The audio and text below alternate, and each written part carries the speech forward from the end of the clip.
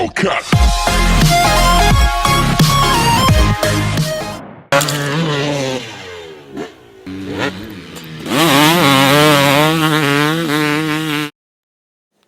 Today I'm using this multimeter to do a test on this KTM Stator. I'm going to do a resistance test, plus I'm going to make sure there's no breaks in the wires and to make sure that it's not shorting out on the stator where the wires are soldered to the coil. First off, we set up this multimeter, make sure it's on all the right settings. The black is the negative and always stays in this position on the multimeter, and the positive is the red, goes into the ohms symbol, not the amp side. The ohm symbol is like a horseshoe. First off, we'll do a continuity test, so we'll manually turn the dial to audio. On this test, we are wanting to hear the multimeter make a noise. We will test the output wires. These wires power your lights and charge your battery.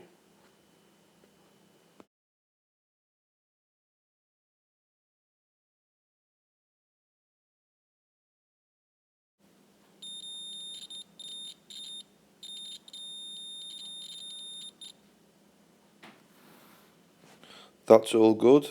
Now for the ignition.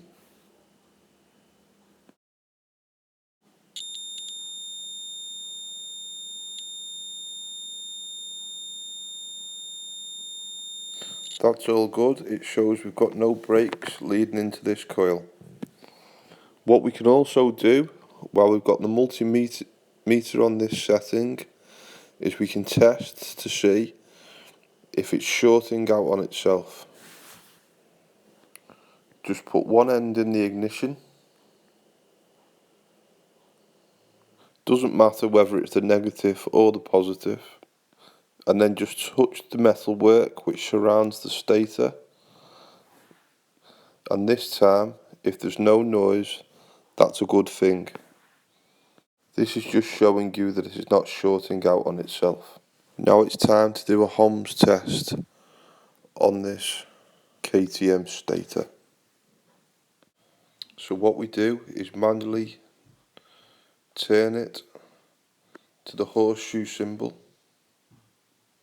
The output on the charger coil wants to be in a range of 0.6 to 0.8 ohms.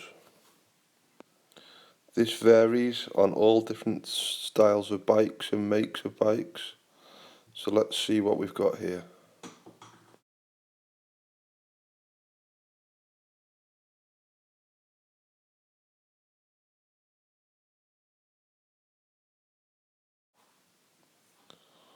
Zero 0.6, 0.7, not bad. That's in the desired range of what I was looking for, so I'm happy with that reading. Now onto the ignition circuit. This wants to be in a range of 23 to 25. And we've got 24, 24.6.